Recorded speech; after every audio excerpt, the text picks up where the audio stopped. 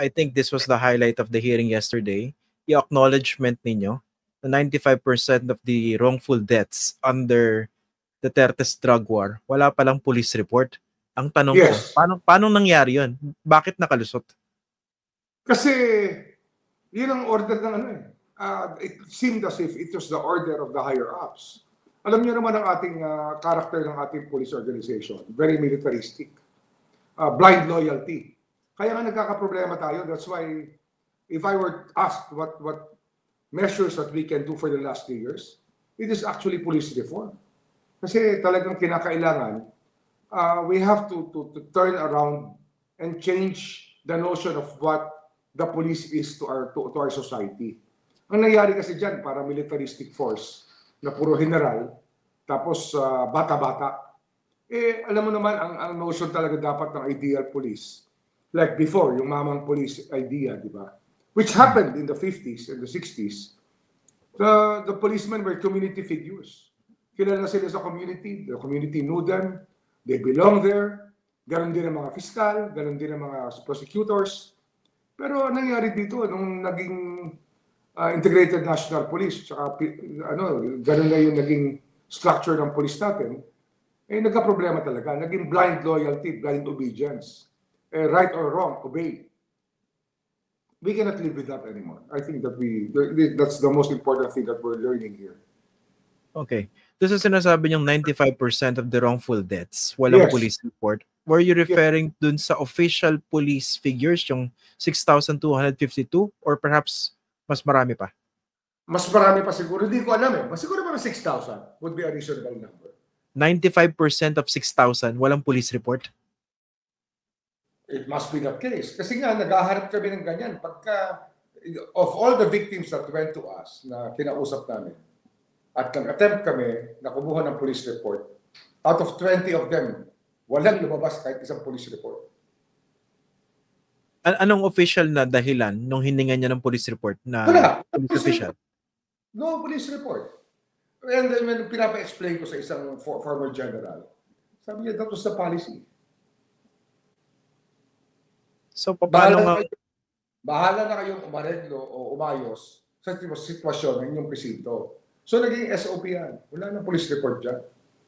Ganun talaga eh. Talagang, marami talagang rap out. Marami talagang wrongful death na hindi mo talaga maiimbestigahan. Walang ballistics, walang police report. Saan ka magsisimula, Christian? Wala kang autopsy. Kasi lahat ng wrongful death, dapat may autopsy. Wala autopsy. Saan tayo magsisimula?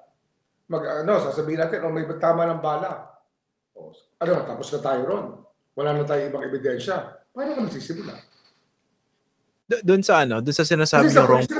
The police report would always contain the situation. It would contain sino-sino ang mga policemen who were there, what they were reacting to, how they came to be in the situation, and what transpired. Diba yun ang nature ng police report eh. Sinasabi nila in fairness kung ano nakita nila. Pag wala kang spot report, saan ka kukuha ng spot report kayo? Na-assign na sa ibang lugar yung mga tao. Sino kakausapin natin? Okay. But when you say wrongful deaths, hindi lang po ba ito yung sinasabi ng police na lahat ng laban, which was 6,000 sa count nila? Kasama ba rito yung vigilante killings? Ng laban is actually, it's one example of wrongful death. Kasi meron naman, hindi naman talaga nalalaban. Hindi talaga lumalaban. Nawawala na lang. Even, siguro I have to tell you, a first cousin of my wife is still missing up to now. Talaga? What happened? He was disappeared in Pasay. He probably had a drug record. But it's not reason for us to make a person disappear. May pamilya rin yan eh. May mahal din sa buhay yan. Kailan siya nawala? 2021. So hindi pa rin natatagpuan hanggang ngayon? Wala man lang traces? Yeah, no trace. I knew him. Nakilala ko siya eh. Nung bata pa kami. Na-meet ko na siya. I was probably 20 years old, 21. Inga sir, I'm trying to make sense of the numbers, no? Kasi 95% of what? Kasi official PNP count 6,200. Wala police report yun. Kahit anong gawin natin, wala tayong makahanap na police report. Yun nga yung ano dito. It was so organized. Parang organized crime na yung nangyari. Ba't walang police report lahat? naging SOP nila na walang police report. Kung Di gano'n, ba nakakapasal talaga kung ba't gano'n ang aksyon ng ating kapulisan ng panahon na yun? hindi ba itong katotohanan na binabanggit nyo ngayon, wouldn't this bolster the case sa ICC? Yes, it would. Because ano nga eh, the people had no chance to prove a case in our country. And even when they went to us, when we took over already, we were left holding the empty bag, so to speak. Wala kami mahalukay na ebidensya kagad o yung gusto namin mahanap, hindi namin mahahanap dahil wala namang gusto magsalita eh. It's already conspiracy of silence. Wala gusto magsalita. Ang tanong, Secretary, anong mangyayari dun sa 95% of the wrongful deaths na walang police report? Ganun-ganun na lang yun? Well, we will probably have to put up a truth commission. It's something that we are studying right now. Kung gagawa tayo ng truth commission or we let Congress investigate it. As my brother, the Secretary of the SILG was asking Senator Amy Marcos, siguro dapat imbestigahan natin itong mga nangyaring ganito. Simulan natin sa mga taong cardiac arrest ang cause of death. Tapos may butas sa ulo. Maybe we can start that way. We have to face it eh. Alam mo, ang Argentina had to face this tragedy. And it took them 14, 15, 16 years to be able to make sense out of everything. Ganun talaga. Hindi naman itong ngayon lang nangyari. Nangyari dito sa ibang bansa. Kaya nga ngayon, ang Argentina is the leader in forensic pathology. They're the leading lights in autopsies and DNA identification because of their experience as a country. Itong Truth Commission, no? Actually, matagal na may napapag-usapan na rin to before. Pero we can call it anything, no? I don't have to call it the Truth Commission. We can call it the, I don't know what we will call it, pero finding the disappearance, di ba? Marami na wala eh. Oo nga, pero making sense out of everything that happened through the years, di ba? Tsaka importante rito yung transitional justice na tinatawag para magkaroon ng tinatawag na healing. Pero gamitin mo natin yung term na Argentinian experience.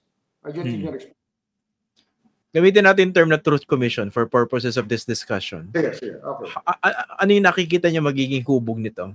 How would it make a difference? Well,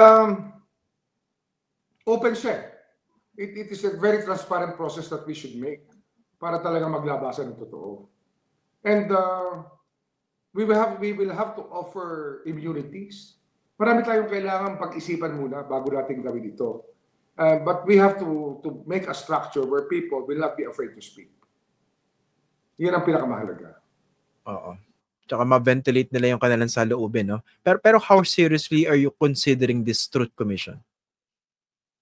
Parang wala na tayong pupuntahan kundi dyan na eh. Kasi para naman we can make sense out of all of this as a country. As a country, we owe it to ourselves to find the sad truth about where we came from. Yun naman ang totoo eh, di ba? Kailangan malaman natin ang totoo. Have you mentioned this to the President? Itong pagtatayo ng isang Truth Commission or whatever you want to call it? Not yet. That only came about because of these questions that are being raised now. Although we discussed this before about fact-finding commissions for other issues. May naging discussion na kami tungkol dito. But it never went to anything kasi alam mo, Christian, sa trabaho namin sa DOJ, pag sarado mo ng isang page, the next page will contain another problem. Hindi na uubos ang problema namin. Every day is a different day. Kagaya niya, the moment that we finish with the Senate hearing, pagdating ko sa opisina, ang news namin, Timor-Leste Tebes did not give us the right or did not approve of our right yet to extradite Tebes. But I think that eventually we'll get there. Pero ako, I will call a spade and say that there may be a million reasons for that to happen within the judicial system. Literally, million reasons. Millions of reasons. So, money change hands. I cannot say that with absolute certainty, but that is the impression that we are getting. And I intend to speak to the president of Timor-Leste again Because he's putting together a country for the future. Pinaglaban nila yung kanilang kalayaan, kanilang pagkakaisa, pero ngayon, nagsisimula pa lang sila, padapa-dapa na kagad ang kanilang justice system. Sana naman matuto sila sa mga karanasan ng ibang mga bansa. Ang justice system, ang pinaka ano yan, pivot yan. Diyan nakasalalay ang vitality mo sa country.